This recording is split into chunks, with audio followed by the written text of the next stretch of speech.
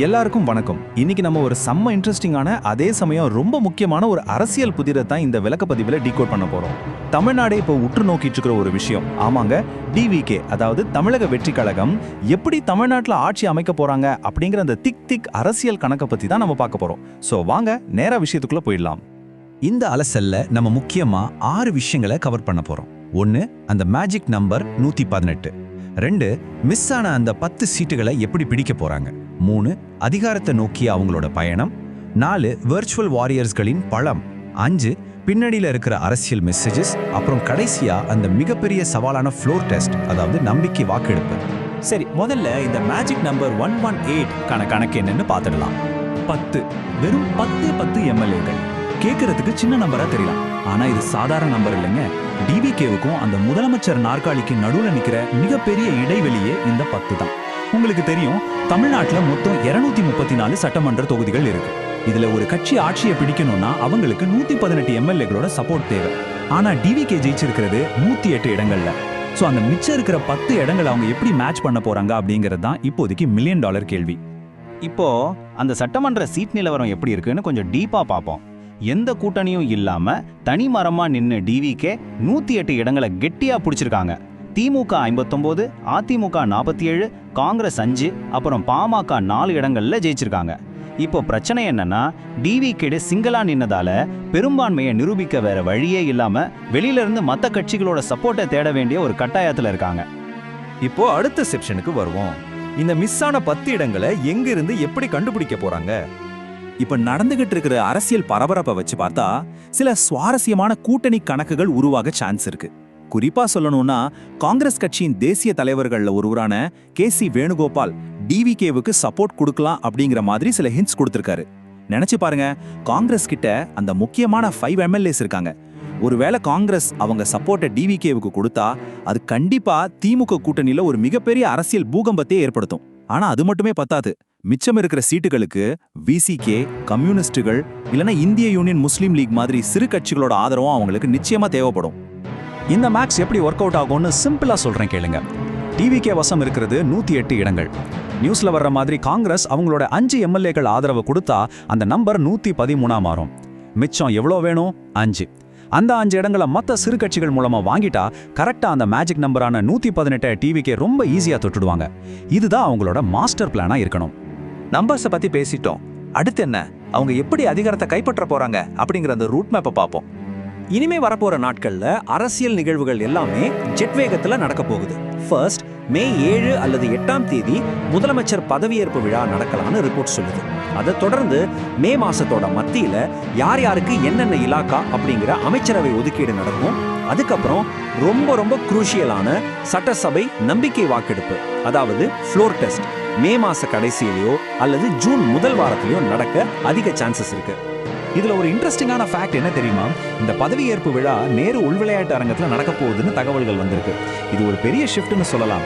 ஏன்னா இதுக்கு முன்னாடி எம்ஜிஆர் முதலமைச்சரா பதவி ஏற்றப்போ மெட்ராஸ் ரேஸ் கோர்ஸ்ல லட்சக்கணக்கான மக்கள் நடுவில் அது ரொம்ப பிரம்மாண்டமா நடந்துச்சு. ஆனா இப்போ ஒரு பெரிய ஸ்டேடியத்துக்குள்ள இதை நடத்த பிளான் பண்றாங்க. கிட்டத்தட்ட 5000 பேருக்கு இன்விடேஷன் கொடுக்கப்படுது. இதுல கட்சி தொண்டர்கள் மட்டும் இல்லாம பொதுமக்களும் கலந்துப்பாங்கன்னு எதிர்பார்க்கப்படுது. 35, இந்த நம்பரையும் கொஞ்சம் நோட் பண்ணி வச்சுக்கோங்க. நம்ம அரசியலமைப்பு சட்டப்படி பார்த்தா மொத்த எம்எல்ஏக்கள் எண்ணிக்கையில 15% பேர் தான் அமைச்சர்களா இருக்க முடியும். தமிழ்நாட்டை பொறுத்த வரைக்கும் மொத்தம் 234 எம்எல்ஏக்கள். அதுல 15% கணக்கு போட்டீங்கன்னா அதிகபட்சம் 35 பேர் வரைக்கும்லாம் அமைச்சர்களாக பொறுப்பேற்கலாம். முதலமைச்சர் பதவியேற்கும் போதே கூடவே சில முக்கிய அமைச்சர்களும் பதவியேற்க வாய்ப்பு இருக்கு. சரி, எலெக்ஷனுக்கு அப்புறம் அவங்க வெளியிட்ட முதல் அறிக்கை எப்படி இருந்துச்சு? அது யாரை டார்கெட் பண்ணுச்சு? இதுதான் நம்ம 4வது பகுதி, வெர்ச்சுவல் வாரியர்ஸின் பலம். எலெக்ஷன் ரிசல்ட்டுக்கு அப்புறம் டிவிகே தலைவர் போட்ட முதல் ட்வீட் ரொம்பவே ஸ்பெஷல். அவர் நிறைய பேருக்கு நன்றி சொன்னாரு. ஆனா அதுல குறிப்பா ஐடி விங் மற்றும் ஆன்லைன்ல வேலை செஞ்சவங்கள இங்கிலீஷ்ல வெர்ச்சுவல் வாரியர்ஸ் அப்படின்னு ரொம்ப தெளிவா குறிப்பிட்டு அவங்களுக்கு ஸ்பெஷல் தேங்க்ஸ் சொல்லியிருந்தாரு. யூஸ்வலா களத்துல இறங்கி வேலை செய்யற தொண்டர்களை தான் எல்லாரும் கொண்டாடுவாங்க. ஆனா அதை தாண்டி இந்த ஒரு பெரிய வெற்றிக்கு சோஷியல் மீடியாவில் உழைச்ச அந்த இளைஞர்களோட ரோல் எவ்வளோ முக்கியம் அப்படிங்கிறத அவர் ரியலைஸ் பண்ணியிருக்காருன்னு இதுல இருந்து தெரியுது. அதே அறிக்கையில இன்னொரு செம்ம ஸ்ட்ராட்டஜி ஒளிஞ்சிருக்கு பாருங்க. இந்த தேர்தல்ல டிவிகே கிட்டத்தட்ட 35% வாக்குகளை வாங்கியிருக்கு. அப்படின்னா என்ன அர்த்தம்? மிச்சம் இருக்கிற 65% மக்கள் இவங்களுக்கு ஓட்டு போடல. ஆனா அவர் அந்த 65% மக்களையும் அட்ரஸ் பண்ணி ஒரு விஷயம் சொல்லியிருக்காரு. எங்களுக்கு வாக்களிக்க மறந்தாலும் எதிர்வரும் காலங்களில் நீங்களும் எங்களை அதிகமாகவே நேசிக்க போறீங்க அப்படின்னு ரொம்ப கான்ஃபிடென்ட்டா சொல்லியிருக்காரு. இது சும்மா வார்த்தைக்காக சொன்னதில்ல, நாங்க எல்லாருக்குமான ஆட்சியை கொடுப்போம் அப்படிங்கிற அவங்களோட அரசியல் நிலைப்பாட்டை ரொம்ப ஸ்ட்ராங்கா காட்டுது. இப்போ நம்ம விளக்கப்பதிவுல ரொம்ப முக்கியமான ஒரு பாட்டுக்கு வந்திருக்கோம். அதுதான் பொலிட்டிக்கல் மெசேஜிங். தலைவர்களுக்கு இடையிலான வாழ்த்து பரிமாற்றங்களுக்கு பின்னாடி இருக்கிற அந்த ஆழமான அரசியலை இப்ப பார்ப்போம். இது உண்மையிலேயே ரொம்ப கவனிக்க வேண்டிய ஒரு விஷயம். எலெக்ஷன் முடிஞ்சதும் பிரதமர் மோடி தனது வாழ்த்துச் செய்தியில சென்டர், அதாவது மத்திய அரசு அப்படிங்கிற வார்த்தையை யூஸ் பண்ணியிருந்தாரு. ஆனா அதுக்கு டிவிக்கு ரிப்ளை பண்ணும்போது ரொம்ப ஷார்ப்பா யூனியன் கவர்மெண்ட், அதாவது ஒன்றிய அரசாங்கத்தின் ஆதரவை எதிர்பார்க்கிறோம்னு சொல்லியிருக்காங்க. உங்களுக்கு தெரியும், கடந்த 5 வருஷமா திமுக பாஜக இடையில ஒரு மிகப்பெரிய விவாதமா இருந்தது இந்த ஒன்றிய அரசு அப்படிங்கிற வார்த்தை தான். அதை இப்போ டிவிக்கேவும் தொடர்ந்து பயன்படுத்துறது மாநில உரிமைகள் விஷயத்துல நாங்க ரொம்ப தெளிவா இருக்கோம் அப்படிங்கிற சிக்னலை ஸ்ட்ராங்கா கொடுக்குது. அதே போல ராகுல் காந்திக்கும் டிவிகே தலைவருக்கும் நடுவில் நடந்த அந்த கான்வர்சேஷனும் ரொம்ப முக்கியம். இளைஞர்களின் குரலுக்கு ஒரு சூப்பரான ரிசல்ட் கிடைச்சிருக்குன்னு ராகுல் காந்தி வாழ்த்தி இருந்தாரு. அதுக்கு டிவிகே தரப்புல இருந்து ரிப்ளை பண்ணும்போதே தமிழ்நாட்டின் கலாச்சார பண்பாட்டை பாதுகாக்கிறது பத்தியும் அரசியலை தாண்டி மக்கள் நலனுக்கு முன்னுரிமை கொடுக்க போறதாவும் பேசியிருக்காங்க. இப்படி ஒரு பாசிட்டிவான சுமூகமான பேச்சுவார்த்தை நடந்ததால தான் நாம முன்னாடி பார்த்த அந்த காங்கிரஸ் கூட்டணி சப்போர்ட்டுக்கு இது ஒரு பேஸ்மெண்டா அமையும்னு அரசியல் நிபுணர்கள் பார்க்கறாங்க. கடைசியா இந்த ஒட்டுமொத்த அரசியல் விளையாட்டோட எண்ட் கேம் பத்தி பார்க்க போறோம். தி ஃப்ளோர் டெஸ்ட் சேலஞ்ச், அதாவது நம்பிக்கை வாக்கெடுப்பு. நிறைய பேருக்கு ஒரு டவுட் இருக்கும், ஃப்ளோ டெஸ்ட்னா என்ன? முதலமைச்சராக பதவியேற்கிற ஒருத்தர் தனக்கு சட்டசபையில பெரும்பான்மை எம்எல்ஏக்களோட சப்போர்ட் இருக்கு அப்படிங்கறத நேருக்கு நேரா வாக்கெடுப்பு மூலமா நிரூபிக்க வேண்டிய ஒரு அரசியலமைப்பு நடைமுறை தான் இந்த ஃப்ளோர் டெஸ்ட். நீங்க வெளியில எவ்வளோ பெரிய கூட்டணி வேணாலும் வச்சிருக்கலாம், ஆனா இந்த வாக்கெடுப்புல ஜெயிச்சாதான் அரசாங்கம் ஸ்மூத்தா ஸ்ட்ராங்கா நடக்கும்.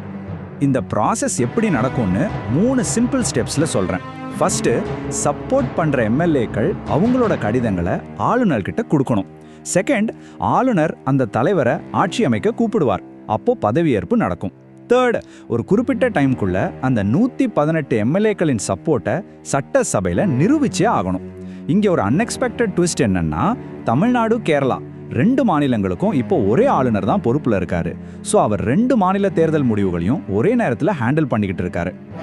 இப்போ உங்க மைண்டுக்கு ஒரு கேள்வியை விட்டுட்டு போறேன். முறையா சிஎம் சீட்ல உட்கார போற ஒருத்தர் ரொம்பவே ஸ்ட்ராங்கான எக்ஸ்பீரியன்ஸ்டான எதிர்க்கட்சிகளை சமாளிச்சு இந்த 118 எம்எல்ஏக்கள் அப்படிங்கிற ஒரு மெல்லிய ரொம்ப சென்சிட்டிவான மெஜாரிட்டியை அடுத்த 5 வருஷத்துக்கு எந்தவித குதிரை பேரமும் நடக்காம பாத்துக்க முடியுமா? அரசியல்ல எப்ப வேணாலும் எது வேணாலும் நடக்கலாம் பாஸ்.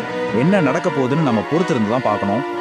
இந்த விளக்கப்பதிவு உங்களுக்கு இந்த அரசியல் புதிரை கொஞ்சம் ஈஸியா புரிய வச்சிருக்கும் நம்புறேன். உங்களோட கருத்துக்களை நீங்களே யோசிச்சு பாருங்க. அடுத்த முறை சந்திப்போம். நன்றி.